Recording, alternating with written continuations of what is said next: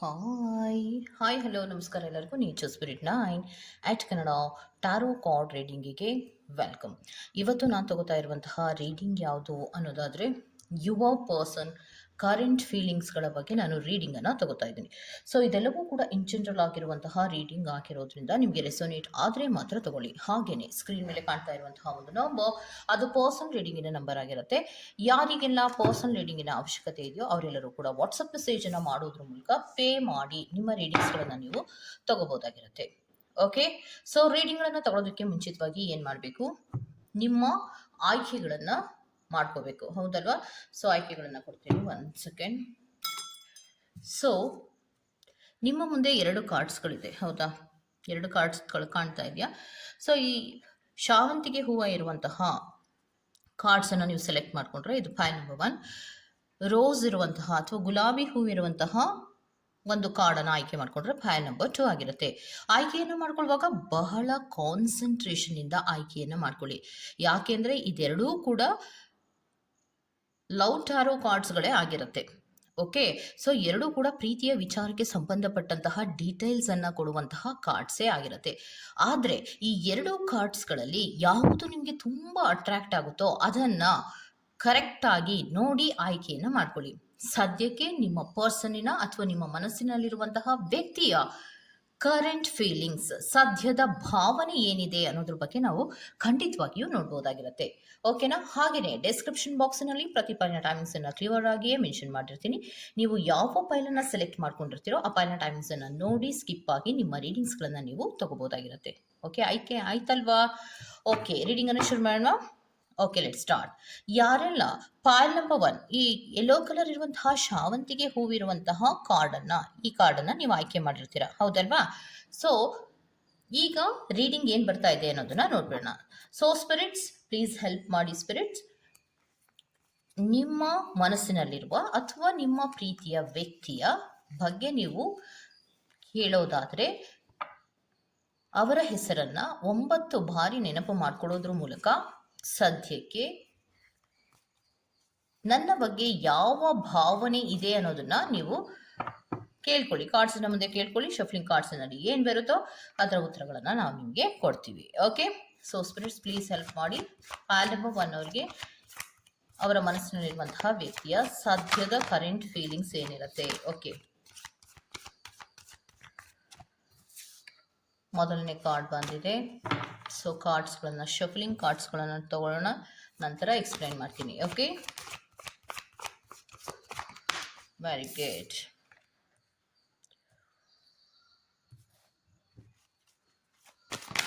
ಇನ್ನೊಂದು ಕಾರ್ಡನ್ನು ಕೊಡಿ ಸ್ಪಿರಿಟ್ಸ್.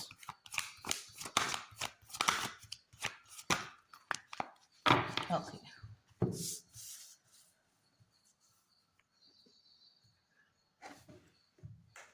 ಕಾರ್ಡ್ಸ್ಗಳು ಬಂದಿದೆ. ಸೊ ಮೊದಲನೇ ಕಾರ್ಡಿನಲ್ಲಿ ನಿಮಗೆ ಬರ್ತಾ ಇರುವಂಥದ್ದೇನು, 2 ಆಫ್ ವೈಂಡ್ ರಿಪ್ರೆಸೆಂಟ್ ಆಗ್ತಾ ಇದೆ ಅನ್ನೋದಾದರೆ 2 ಆಫ್ ವೈಂಡ್ ಹೇಳುವಂತಹದ್ದು ನಿಮ್ಮ ಪರ್ಸನ್ನು 2 ಆಲೋಚನೆಗಳಲ್ಲಿ ಇರ್ತಾರೆ ಅನ್ನುವಂಥದ್ದನ್ನು ರೆಪ್ರೆಸೆಂಟ್ ಮಾಡ್ತಾ ಇದೆ. ಅಂದರೆ ಅವರಿಗೆ ಅಟ್ರಾಕ್ಷನ್ಸ್ನ ಕಡೆಗೆ ಗಮನವನ್ನು ಕೊಡುವಾಗ 2 ಕಡೆ ಅಟ್ರಾಕ್ಷನ್ಸ್ಗಳು ಇರುತ್ತೆ. ನಿಮ್ಮನ್ನು ಕೂಡ ಪ್ರೀತಿಸ್ತಾ ಇರ್ತಾರೆ ಅಥವಾ ನಿಮ್ಮ ಬಗ್ಗೆಯೂ ಗಮನವನ್ನು ಕೊಡ್ತಾ ಇರ್ತಾರೆ ಅಂದ್ರೂ ಕೂಡ ಮತ್ತೋರ್ವ ವ್ಯಕ್ತಿಯ ಬಗ್ಗೆ ಅವರಿಗೆ ಅಟ್ರಾಕ್ಷನ್ ಅನ್ನೋದು ಇರುತ್ತೆ ಅನ್ನುವಂಥದ್ದನ್ನು ರೆಪ್ರೆಸೆಂಟ್ ಮಾಡ್ತಾ ಇದೆ. ನೆಕ್ಸ್ಟ್ ಕಾರ್ಡಿನಲ್ಲಿ ಏನು ಬರ್ತಾ ಇದೆ, ಫುಲ್ ಕಾರ್ಡ್ ರೆಪ್ರೆಸೆಂಟ್ ಆಗ್ತಾ ಇದೆ. ಸೊ ಈ ವ್ಯಕ್ತಿಗೆ ಸೀರಿಯಸ್ ಆದಂತಹ ರೀತಿಯಲ್ಲಿ ಇರೋದಕ್ಕೆ ಬರೋದಿಲ್ಲ ಅನ್ನುವಂಥದ್ದನ್ನು ರೆಪ್ರೆಸೆಂಟ್ ಮಾಡ್ತಾ ಇದೆ.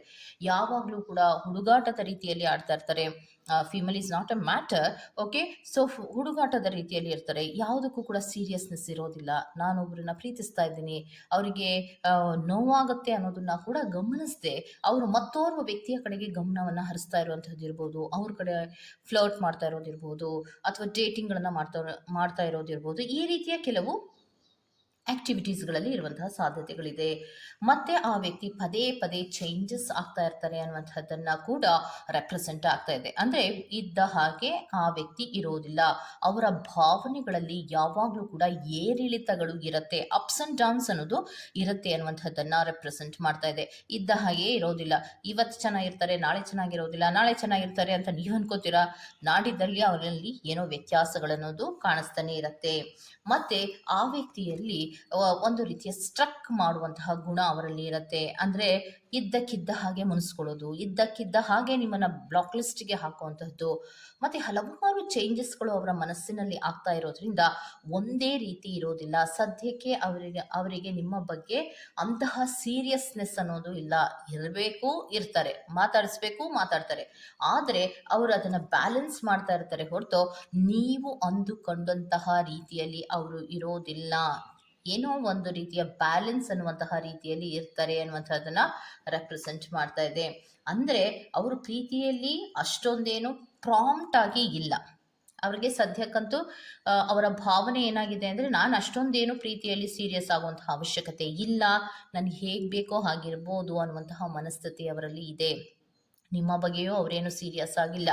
ನೀವೇನಾದರೂ ಸೀರಿಯಸ್ ಆಗಿ ಮಾತಾಡ್ತೀನಿ ಅಂತ ಹೋದರೆ ಅವರು ನಿಮ್ಮನ್ನು ಬ್ಲಾಕ್ ಲಿಸ್ಟಿಗೆ ಹಾಕೋದಿರ್ಬೋದು, ಅಥವಾ ಕನೆಕ್ಟಿವಿಟಿಗೆ ಸಿಗದೆ ಇರೋದು, ಅಂದರೆ ಕಮ್ಯುನಿಕೇಷನ್ ಮಾಡದೆ ಅವರು ಮಾತಾಡ್ಸೋದನ್ನ ನಿಲ್ಲಿಸಬಹುದು. ಈ ರೀತಿಯ ಕೆಲವೊಂದು ಮನಸ್ಥಿತಿಗಳಲ್ಲಿ ಅವರು ಇರ್ತಾರೆ. ಅವರು ಅಷ್ಟೊಂದು ಸೀರಿಯಸ್ ಆಗಿ ನಿಮ್ಮ ಬಗ್ಗೆ ಇಲ್ಲ ಅನ್ನುವಂಥದ್ದನ್ನು ರೆಪ್ರೆಸೆಂಟ್ ಮಾಡ್ತಾ ಇದೆ. ಓಕೆ, ಸೊ ಇದಿಷ್ಟು ಪಾಲ್ ನಂಬರ್ 1 ಅವರ ರೀಡಿಂಗ್ ಆಗಿರುತ್ತೆ.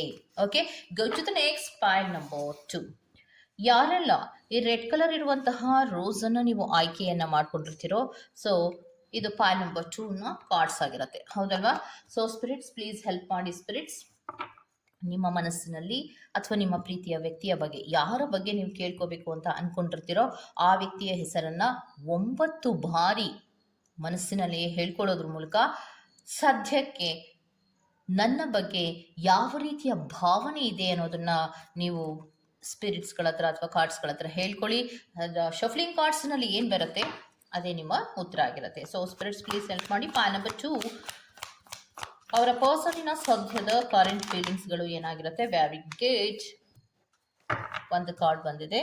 ಓಕೆ, ಸೊ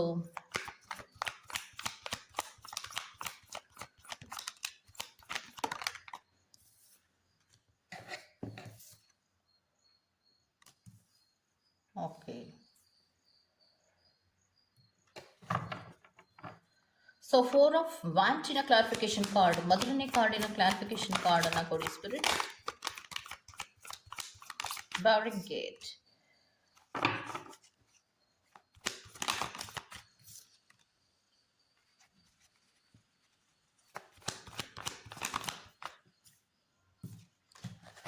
ಓಕೆ, ಸೊ ಮೊದಲನೇ ಕಾರ್ಡಿನಲ್ಲಿ ಬಂದಿರುವಂತಹದ್ದು 4 ಆಫ್ ವ್ಯಾಂಟ್. ನಿಮ್ಮ ಮನಸ್ಸಿನಲ್ಲಿ ಯಾವ ವ್ಯಕ್ತಿಯನ್ನು ನೀವು ಯೋಚನೆ ಮಾಡಿ ನೀವು ಕೇಳ್ತಾ ಇದ್ದೀರೋ ಆ ವ್ಯಕ್ತಿಗೆ, ಕೆಲವೊಬ್ಬರಿಗೆ, ಯೂನಿವರ್ಸಿನಲ್ಲಿ, ನಾನು ಎಲ್ಲರಿಗೂ ಅಂತ ಹೇಳ್ತಾ ಇಲ್ಲ, ಓಕೆ, ಸೊ ಯೂನಿವರ್ಸ್ನಲ್ಲಿ ಕೆಲವೊಬ್ಬರಿಗೆ ಮಾತ್ರ ವೆಡ್ಡಿಂಗ್ಗಳಾಗ್ತಾ ಇರುವಂತಹ ಸಾಧ್ಯತೆಗಳಿದೆ. ಅಂದರೆ ಮ್ಯಾರೇಜ್ನ ಮಾಡ್ಕೋತಾ ಇದ್ದಾರೆ ಅನ್ನುವಂಥದ್ದನ್ನು ರೆಪ್ರೆಸೆಂಟ್ ಮಾಡ್ತಾ ಇದೆ. ಮತ್ತು ನಿಮ್ಮ ಬಗ್ಗೆ ಅವರಿಗಿರುವಂತಹ ಭಾವನೆ, ಬೌಂಡ್ರೀಸನ್ನು ಹಾಕ್ತಾ ಇದ್ದಾರೆ ನಿಮಗೆ. ಹಲವಾರು ರೀತಿಯಲ್ಲಿ ಅವರು ನಿಮಗೆ ಬೌಂಡ್ರೀಸನ್ನು ಹಾಕ್ತಾ ಇರೋದು, ಎಷ್ಟೋ ವಿಚಾರಗಳನ್ನು ಹೇಳದೆ ಅವರು ನಿಮ್ಮಿಂದ ಮುಚ್ಚಿಡ್ತಾ ಇರುವಂತಹ ಸಾಧ್ಯತೆಗಳಿರುತ್ತೆ. ಬಿಕಾಸ್ ನಾವು 4 ಆಫ್ ವ್ಯಾಂಟಿನ ಕ್ಲಾರಿಫಿಕೇಶನ್ ಕಾರ್ಡನ್ನು ನಾವು ತಗೊಂಡಾಗ ಅವರು ಮದುವೆ ಆಗ್ತಾ ಇದ್ದಾರೆ ಅಂತ ಬರ್ತಾ ಇದೆ. ಕೆಲವೊಬ್ಬರು ಸ್ಟೆಬಿಲಿಟಿಗಳ ಬಗ್ಗೆ, ಅವರ ಸ್ಟ್ಯಾಂಡಿನ ಬಗ್ಗೆ ಯೋಚನೆಯನ್ನು ಮಾಡ್ತಾ ಇದ್ದಾರೆ. ಅಂದರೆ ನನ್ನ ಲೈಫಿನಲ್ಲಿ ನಾನು ವೆಲ್ ಸೆಟಲ್ಡ್ ಆಗಬೇಕಂದ್ರೆ ನಾನು ಈ ಪ್ರೀತಿಯನ್ನು ಬಿಟ್ಟು ನಾನು ಬೇರೆ ಮದುವೆಯನ್ನು ಆಗಬೇಕಾಗತ್ತೆ ಅನ್ನುವಂತಹ ಆಲೋಚನೆಗಳಲ್ಲಿರ್ತಾರೆ. ಯಾಕೆ 4 ಆಫ್ ವ್ಯಾಂಟಿನ ಕ್ಲಾರಿಫಿಕೇಶನ್ ಕಾರ್ಡನ್ನು ನಾವು ತಗೊಂಡಾಗ 7 ಆಫ್ ಸೋರ್ಟ್ಸ್ ರೆಪ್ರೆಸೆಂಟ್ ಆಗ್ತಾ ಇದೆ. ಅವಾಯ್ಡಿಂಗ್ ಟ್ರಿಕರಿ, ಡಿಸ್ಹಾನೆಸ್ಟಿಯನ್ನು ರೆಪ್ರೆಸೆಂಟ್ ಮಾಡ್ತಾ ಇದೆ. ಸೊ ಅವಾಯ್ಡಿಂಗ್ ಅಂದರೆ ಏನು? ನೀವೇನಾದರೂ ಮಾತಾಡಬೇಕು ಅಂತ ಅಂದ್ಕೊಂಡ್ರೆ ಅಥವಾ ಅವರನ್ನು ನೀವು ಭೇಟಿ ಆಗಬೇಕು ಅಂತ ಅಂದ್ಕೊಂಡ್ರೆ ಅವರು ನಿಮ್ಮನ್ನು ಅವಾಯ್ಡ್ ಮಾಡ್ತಾ ಇರ್ತಾರೆ. ನಿಮ್ಮ ಯಾವುದೇ ಮೆಸೇಜ್ಗಳಿಗೆ ಅವರು ರೆಸ್ಪಾಂಡ್ ಮಾಡೋದಿಲ್ಲ ಅಥವಾ ರಿಯಾಕ್ಟ್ ಮಾಡೋದಿಲ್ಲ ಅನ್ನುವಂಥದ್ದನ್ನು ರೆಪ್ರೆಸೆಂಟ್ ಮಾಡ್ತಾ ಇದೆ. ತಾನೇ ಏನೋ ಬಹಳ ಬುದ್ಧಿವಂತ ಅಥವಾ ಬುದ್ಧಿವಂತೆ ಅನ್ನುವಂತಹ ರೀತಿಯಲ್ಲಿ ಟ್ರಿಕರಿ ಆಗಿ ಯೋಚನೆಯನ್ನು ಮಾಡ್ತಾರೆ. ನಿಮ್ಮ ಬಗ್ಗೆ ಅವರಿಗೆ ಹಾನೆಸ್ಟ್ ಇಲ್ಲ, ಅಂದರೆ ಮೀನ್ಸ್ ಪ್ರಾಮಾಣಿಕವಾಗಿ ಇಲ್ಲ ಅನ್ನುವಂಥದ್ದನ್ನು ರೆಪ್ರೆಸೆಂಟ್ ಮಾಡ್ತದೆ. ಓಕೆ, ಸೊ ನೆಕ್ಸ್ಟ್ ಕಾರ್ಡಿನಲ್ಲಿ ನಿಮ್ಗೆ ಆಲ್ರೆಡಿ ಹೇಳಿದೆ, ಬೌಂಡ್ರೀಸನ್ನು ಹಾಕ್ತಾ ಇದ್ದಾರೆ. ನಿಮ್ಮ ಬಗ್ಗೆ ಅವರು ಬೌಂಡ್ರೀಸ್ ಇದೆ, ಅವರ ಮನಸ್ಸಿನಲ್ಲಿ ಸಮಾಧಾನಕರವಾಗಿ ಇಲ್ಲ, ನಿಮ್ಮ ಬಗ್ಗೆ ಏನೋ ಅವರು ಅಷ್ಟೊಂದು ಆಲೋಚನೆಗಳನ್ನು ಮಾಡ್ತಾ ಇಲ್ಲ. ಸೊ ಎಲ್ಲವೂ ಕೂಡ ನಿಮಗೆ ಸದ್ಯದಲ್ಲೇ ಕ್ಲಾರಿಟಿಯಾಗಿ ಸಿಗುತ್ತೆ ಅನ್ನುವಂಥದ್ದು ಕೂಡ ರೆಪ್ರೆಸೆಂಟ್ ಆಗ್ತಾ ಇದೆ. 7 ಆಫ್ ಸೋರ್ಟ್ಸ್ನ ಕ್ಲಾರಿಫಿಕೇಶನ್ ಕಾರ್ಡನ್ನು ನಾವು ತಗೊಂಡಾಗ ಏಸ್ ಆಫ್ ಸೋರ್ಟ್ಸ್ ರೆಪ್ರೆಸೆಂಟ್ ಆಗ್ತಾ ಇರೋದ್ರಿಂದ ಸೊ ಬೌಂಡ್ರೀಸ್ ಹ್ಯಾಕ್ ಆಗ್ತಾ ಇದ್ದಾರೆ, ಯಾಕೆ ಅವರು ನನ್ನನ್ನು ಅವಾಯ್ಡ್ ಮಾಡ್ತಾ ಇದ್ದಾರೆ ಅನ್ನೋದೆಲ್ಲವೂ ಕೂಡ ಸ್ವಲ್ಪ ದಿನದ ತದನಂತರದಲ್ಲಿ ಅಥವಾ ಸದ್ಯದಲ್ಲಿಯೇ ನಿಮಗೆ ಗೊತ್ತಾಗುವಂತಹ ಸಾಧ್ಯತೆಗಳು ಇದೆ. ನೆಕ್ಸ್ಟ್ ಅವರು ಆರಾಮಾಗಿ ಇದ್ದಾರೆ, ಸೆಲೆಬ್ರೇಷನ್ನಿನ ಮೂಡಿನಲ್ಲಿ ಇದ್ದಾರೆ, ಮದುವೆ ಇರ್ಬೋದು, ಎಂಗೇಜ್ಮೆಂಟ್ ಇರ್ಬೋದು, ಈ ರೀತಿಯ ಸೆಲೆಬ್ರೇಷನ್ನಿನ ಮೂಡಿನಲ್ಲಿ ಇದ್ದಾರೆ.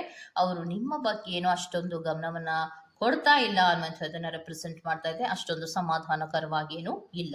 ಅವ್ರ ಸ್ಟೆಬಿಲಿಟಿಯ ಬಗ್ಗೆ ಎರಡೂ ಕಾರ್ಡಿನಲ್ಲಿಯೂ, ಮೊದಲನೇ ಕಾರ್ಡು ಮತ್ತೆ ಲಾಸ್ಟ್ ಕಾರ್ಡಿನಲ್ಲಿ, ಎರಡೂ ಕಾರ್ಡಿನಲ್ಲಿಯೂ ಕೂಡ ಸ್ಟೆಬಿಲಿಟಿಯ ಬಗ್ಗೆ ಆಲೋಚನೆಯನ್ನ ಮಾಡ್ತಾ ಇದ್ದಾರೆ ಅನ್ನುವಂಥದ್ದೇ ಬರ್ತಾ ಇದೆ. ಅಂದ್ರೆ ನನ್ನ ಜೀವನದಲ್ಲಿ ನಾನು ವೆಲ್ ಸೆಟಲ್ಡ್ ಆಗ್ಬೇಕಂದ್ರೆ ಈ ಪ್ರೀತಿಯನ್ನ ಬಿಟ್ಟು ನಾನು ಮುಂದಕ್ಕೆ ಹೋಗಬೇಕು ಅನ್ನುವಂತಹ ಆಲೋಚನೆಗಳನ್ನ ಮಾಡ್ತಾ ಇದ್ದಾರೆ. ಸೊ ಸ್ಪಿರಿಟ್ಸ್ ಲಾಸ್ಟ್ ಒಂದು ಕಾರ್ಡನ್ನು ಕೊಡೋದಾದ್ರೆ ಯಾವ ಕಾರ್ಡನ್ನು ಕೊಡ್ತೀರಾ? ಫೈಲ್ ನಂಬರ್ 2 ಅವರಿಗೆ ಅವರ ಸದ್ಯದ ಭಾವನೆ ಏನಿದೆ ಅನ್ನೋದಕ್ಕೆ ಏನು ಹೇಳ್ತೀರಾ ಸ್ಪಿರಿಟ್ಸ್?